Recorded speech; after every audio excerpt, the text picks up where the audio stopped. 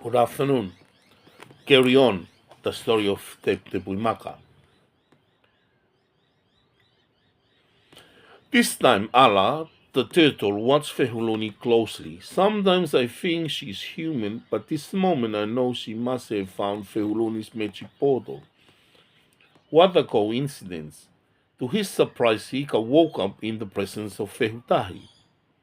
He has no idea that this is the Queen Mother, her adopted mother.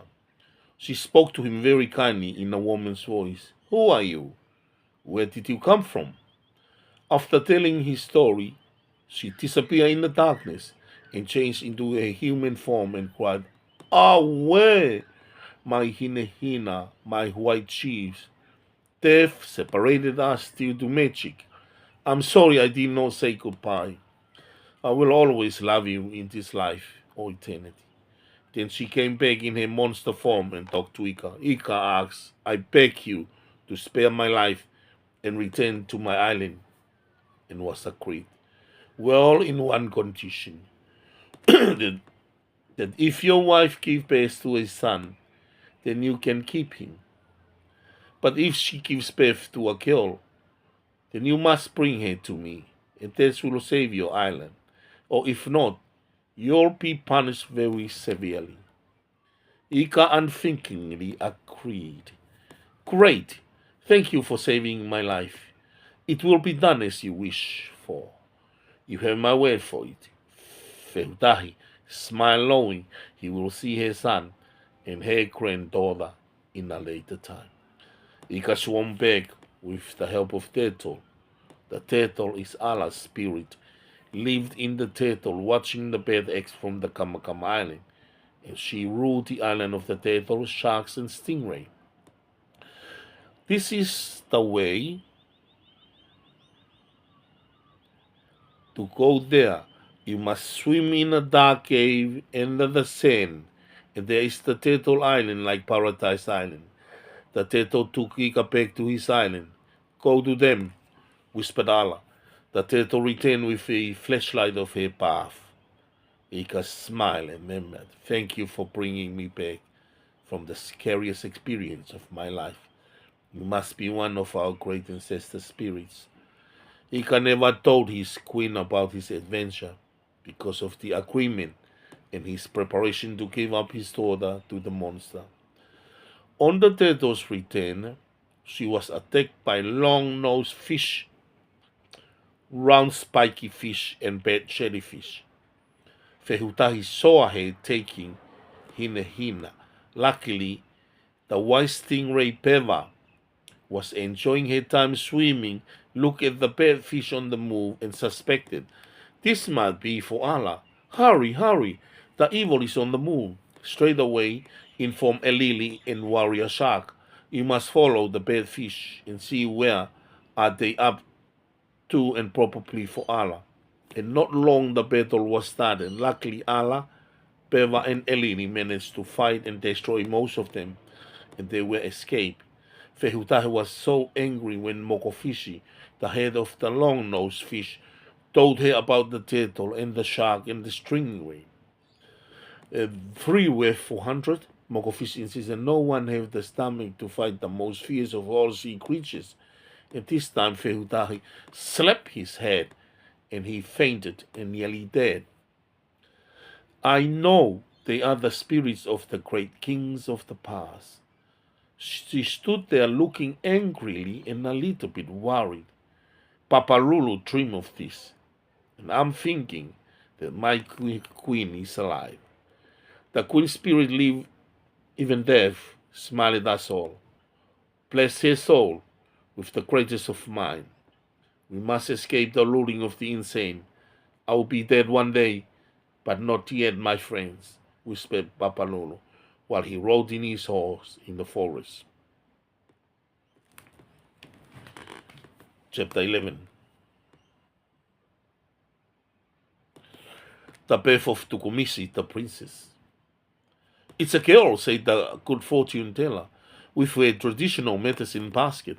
Ika was so heartbroken, knowing that it won't be long he will say goodbye to his daughter and take to her monster. He cried many times, "My child, my love, it is my fault for giving up you in the first place. I should take your position myself. Sure, sure, oh Yahweh, my poor child."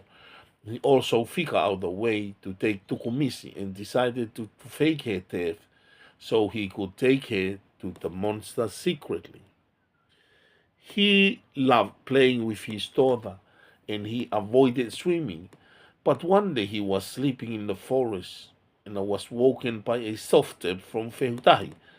And to his amazement, she asked, "Now give me what you owe me, your precious daughter." Ika begged her, "Please, can you go back and give me 3 days to plan the death of my daughter and then bring her to you without anybody knows?" Fehutahi agreed. "Do not change your mind. It will bring misfortune to you and your island." And she disappeared in just a moment. Ika was crying softly, "My dear child, but I have no other choice but to fake your death, my princess." He decided it might be the best way to share with her queen. "My queen, I have to tell you what I have in my dangerous adventure, entering, giving up our daughter for my life. I beg you to forgive me." So both fake the death of our daughter. "I forgive you, my love." She pretends to agree, but very angry like a tiger at her husband. That night when the darkness fell, she walked with her daughter. "Everything will be all right, my child," she whispered to her. "Are we running away?" says the daughter. "Yes, but for the good purpose, my love. We have to sneak away at night and swim in the current to send you away," says the mother. Luckily, they were washed to the edge of the Teto Islands, where they were rescued by Allah. "Welcome home, my child. I am Queen Allah, the mother of the great King Teputepuimaka. Allah told them, you are not returning home. The whole island will be destroyed by Fehutahi and her bad army in a blink of an eye." The mother told her about their runaway mission. The queen hugged them both and calmed them down. "We will prepare to fight Fehutahi, and if they change into sea monsters, we will destroy them all. Well, if they change into birds, then we cannot stop them. And our only hope is to guard our island and wait for the attack," instructed Queen Allah. Ika woke up from his sleep and realized his wife betrayed him and was very angry because he knows his wife took the daughter and escaped in the night. He called his warriors and told them, "My warriors, unfortunately my wife and daughter has been kidnapped by monsters," and the islanders believed his lies. On the morning of the third day, he met Fehutahi, and to seal the deal, "Now give me my share and I'll leave," whispered the monster. He cried and told her another lie. "I was dead asleep, and they were kidnapped by a turtle who brought him back to the island." Fehutahi believed him because he knows about the fight. But she was still angry at him. She stabbed him with his long fingernails and killed him. Then another punishment arrived. They all went inland and fought every warrior and took over the whole island as a punishment of Wika and his carelessness. Enslaved the humans and ordered them to make weapons, going fishing and hunting and building our fort, reprimanded Fehutahi. Years went by and the humans were working as slaves. One day Tuna, the right-hand man of Wika, was managed to escape, killed the monster and put his furs and swam away. He was very tired and floating like a dead person on the surface of the ocean. He was spotted by the stingray king. Tepu came to the rescue and brought him to the turtle island. "Your Majesty, Queen Allah, Ika is there, killed by a monster. They ruled the island like hell," Tuna explained. Allah advised them, "We will prepare a little funeral and a ritual in honoring the king and the heroes who fall in the hands of the insane." The king told him the truth of their escape. The problem is Fehutahi changed her army in flying creatures. That's why they cannot stop them. Allah told them about Taufatahi and his disappearance. He is the only hope for flying magic. I believe Taufatahi is alive, but in a different form and soul. We have to search for him. He is our only hope for this war. So the search for Taufatahi began, and luckily Fehutahi's army went and ruled Kamehameha, and there was no one left as a watch person, so that the searching was in good and safe mode. Allah kept on swimming over a shining rock without knowing it was Taufatahi, who changed into a rock. Allah decided to go on land and looked again.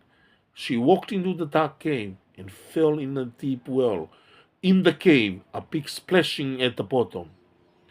And she spotted one portal that was stolen by Fehuluni and hid it there. So Allah took the portal and swam down the well and into the deep sea. On her way, she saw the shining rock and decided to sit on it because she was so tired, and sat on the rock. Papa Lulu, where are you all this time? Come and save me, the queen whispered, and she fell asleep. And the portal fell from her hand, and on the rock, a little drop goes in the rock, and that's where Taufatahi appeared. My queen, said Taufatahi. Allah was on tears. Taufatahi, my son, she said. I'm surprised to see you, my hero. They hugged and cried with joy, at the same time remembering her son, King Teputepuimaka. Taufatahi gave Allah a sip, and the human form came back and could change into a shark, eagle, and a flying pet. They hurried to the island and brought everyone into human life who can change into eagle, pet, and shark. Taufatahi told Allah, Tepu is alive. He is in a stingray form at the other side of the ocean. Do not be upset. I will go and look for him and bring him back. Chapter 12. We need to go back and look for more magic, and that's our only hope for this war, insisted the queen.